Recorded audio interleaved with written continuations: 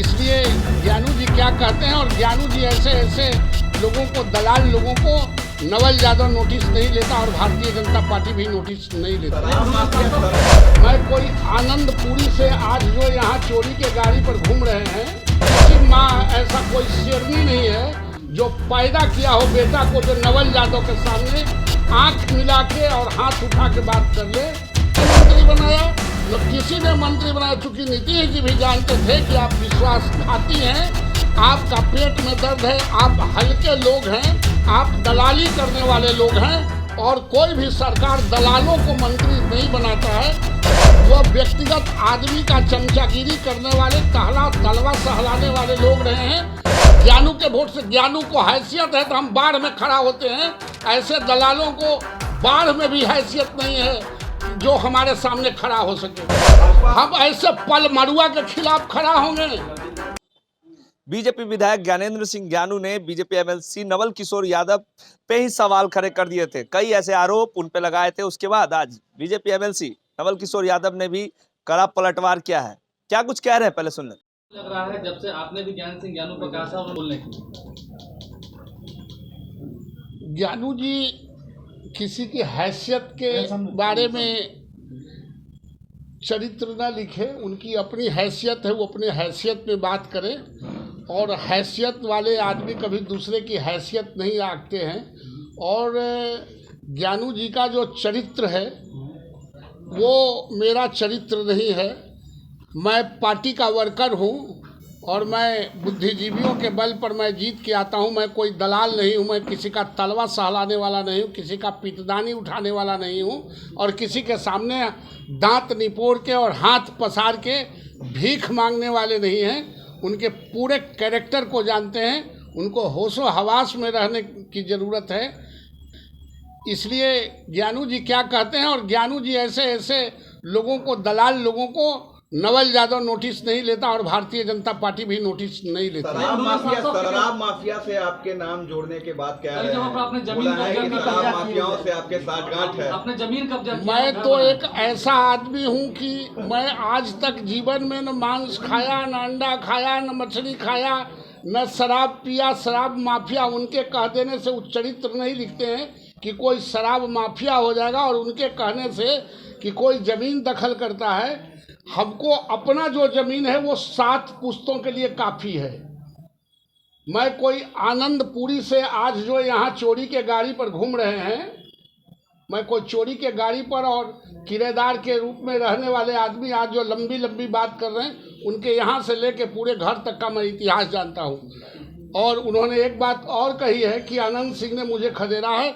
इस बिहार में किसी माँ ऐसा कोई शेरनी नहीं है जो पैदा किया हो बेटा को, जो नवल यादव के सामने आंख मिला के और हाथ उठा के बात कर ले। ज्ञानू ऐसा, हम पलमरुआ नहीं हैं, हम दलाल नहीं हैं। ये सूत के कमाने वाले और बैठ के खाने वाले लोग नवल यादव के व्यक्तिगत चरित्र पर कोई प्रहार नहीं करते।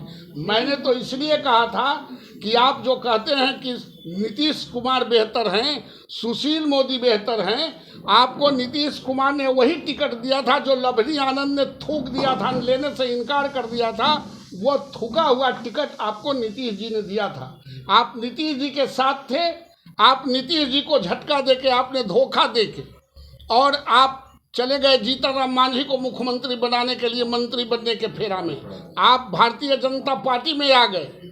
नवल यादव को कोई यह नहीं कह सकता है, लेकिन फिर भी न आपको नीतीश जी ने मंत्री बनाया, न किसी ने मंत्री बनाया, चूंकि नीतीश जी भी जानते थे कि आप विश्वासघाती हैं, आपका पेट में दर्द है, आप हल्के लोग हैं, आप दलाली करने वाले लोग हैं, और कोई भी सरकार दलालों को मंत्री नहीं बनाता है, वह स्वच्छंद आदमी को बनाता है। नीतीश जी ने क्यों नहीं बना दिया था? आपकी पार्टी में ही इतनी विरोधाभास क्यों है? बीजेपी में इतनी विरोधाभास क्यों है? एमएलए एमएलसी को बोल रहा है, एमएलसी एमएलए को बोल रहा है। क्या पार्टी में कोई कंट्रोल नहीं है? पार्टी में पूरा कंट्रोल है। पार्टी के मैं ऑथराइज पर्सन हूँ। पार्टी में हमारे प्रदेश नेतृत्व के खिलाफ और देश के नेतृत्व के खिलाफ ये संगठन की पार्टी है। जो बोलेगा उसका हमारी पार्टी प्रतिवाद करती है, और मैं पार्टी की तरफ से प्रतिवाद करता हूं कि ऐसे लोगों को जो मंत्री बनने के लिए बेचैन है, जिनका अपना चरित्र नहीं है, जो दलाली करते हैं और मंत्रियों को, भाजपा के मंत्रियों को वो चोर कहते हैं, रिश्वतखोर कहते हैं, निश्चित रूप से पार्टी इसको संज्ञान। संजय जायसवाल के चेहरे पर भी सवाल खड़ा किया है कि बिहार प्रदेश नेतृत्व ठीक हाथों में नहीं है। संजय जायसवाल से बेहतर कोई हो नहीं सकता है। संजय जायसवाल जी सक्षम आदमी हैं और पार्टी को बेहतर तरीके से चलाया है। जनता के प्रति, पार्टी के प्रति, संगठन के प्रति और नेतृत्व के प्रति इतना सक्षम है कि असल में दिक्कत ज्ञानू जी को यह है कि ये पार्टी संगठन का है। वह व्यक्तिगत आदमी का चमचागिरी करने वाले, तलवा सहलाने वाले लोग रहे हैं। भारतीय जनता पार्टी संगठन की पार्टी है, एक आदमी की पार्टी है नहीं। और संजय जायसवाल तलवा सहलाने किसी को देते नहीं है, पीतदानी उठाने का अवसर नहीं मिलता है। इसलिए छनछनाहट है कि यहाँ तो किसी का हम तलवा सहला नहीं सकते, किसी का दलाली कर नहीं सकते। इसलिए भारतीय जनता पार्टी और संजय जायसवाल के खिलाफ बोलते हैं। कहा कि जिस तरफ सत्ता रहती है आप उस तरफ रहते हैं, अगर कल होंगे तेजस्वी यादव मुख्यमंत्री बनेंगे तो आप आरजेडी में चले जाएंगे। उनको कम ज्ञान है, अज्ञानी है, क्योंकि वो दलाली ही उनका प्रॉपर पेशा रहा है। मैं कभी किसी पार्टी को छोड़ता नहीं हूँ। लालू यादव जी ने मुझे नरेंद्र मोदी जी के यह कहने पर कि नरेंद्र मोदी जी बहुत लोकप्रिय हैं, मैं आरजेडी में था 3 टर्म, लोकप्रिय हैं और हैदराबाद के मीटिंग में इसीलिए इतनी नौजवानों की भीड़ हुई है। लालू यादव ने शोकॉज किया, मैंने जवाब दिया और पार्टी से निकाला, तब मैं भारतीय जनता पार्टी में आया। मैं किसी के पीठ में छुरा भोग के मैं नहीं जाता हूँ, मैं साफ साफ बोलता हूँ। उस दिन भी नरेंद्र मोदी जी के बारे में साफ साफ बोला था और इस देश का पहला विधायक हम थे जिसको पार्टी से निलंबित किया गया था और मैंने नरेंद्र मोदी जी के नेतृत्व में हमने स्वीकार किया था भारतीय जनता पार्टी। कोई वोट नहीं है, आपके पास कोई वोट नहीं है, हमारे पास वोट नहीं है, भारतीय जनता पार्टी के पास वोट है ना। ज्ञानू के वोट से, ज्ञानू को हैसियत है तो हम बाढ़ में खड़ा होते हैं, ऐसे दलालों को बाढ़ में भी हैसियत नहीं है जो हमारे सामने खड़ा हो सके। हम किसी के वोट पर जीत के नहीं आते हैं, हमारा पार्टी है और हमारा वोट है। कि आप उनके खिलाफ खड़ा होंगे, इनके ज्ञानू जी के सामने। अच्छा, हमारा दिन खराब हो गया कि हम दलालों के खिलाफ खड़ा होंगे। अच्छा, भाजपा हम ऐसे पल मरुआ के खिलाफ खड़ा होंगे। हमको खड़ा होना हो तो हम बिना खड़े हो ले आ रहे हैं क्या? हम खड़ा होके आते हैं और 3 जिला का नेतृत्व करते हैं, इसलिए हमको कोई चुनौती नहीं दे सकता। भाजपा से आपने शिकायत की क्योंकि बीजेपी में केंद्रीय स्तर से सब कुछ तय होता है। पहली बार देखा जा रहा है कि 2 भाजपा के नेता ऐसे लड़ रहे हैं आमने सामने आके। इसमें लड़ने का कोई सवाल नहीं। जो भाजपा के नेतृत्व पर सवाल उठाएगा, जो छीटाकशी करेगा, उस पर कार्रवाई होगी और उसका प्रतिवाद होगा। पहले मंत्रियों पर भ्रष्टाचार के आरोप ज्ञानू ने लगाए थे, उसके बाद अब शीर्ष नेतृत्व के साथ आपके ऊपर, क्या उन्हें पार्टी से निलंबित कर देना चाहिए क्योंकि भाजपा की खराब हो रही है? ये जो निर्णय है किसको पार्टी में रखना है, किसको निकाल देना है, ये नेतृत्व का काम है। हम किसी के पावर को और किसी के अधिकार को हम चुनौती नहीं दे सकते, इनक्रोच नहीं करते हैं। अध्यक्ष अपना विचार करेंगे कि हमको दलालों को रखना है या दलालों।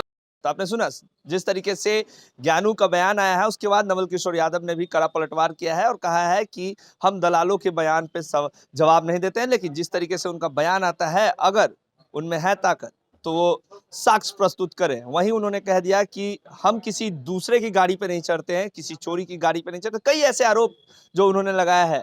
और जब उन्होंने प्रेस कॉन्फ्रेंस भी किया तो कहा कि जिस तरीके से वो दलाली का काम करते हैं, उनके जैसे दलाल हम नहीं हैं। और रही बात शिकायत की, तो वो हमारा शीर्ष नेतृत्व तय करेगा कि किसे रखना है पार्टी में और किसे नहीं रखना है। बने रहेगा लाइव बिहार के साथ। अभी के लेते हैं लाइव बिहार यूट्यूब पर सब्सक्राइब और फेसबुक पर लाइक जरूर करें।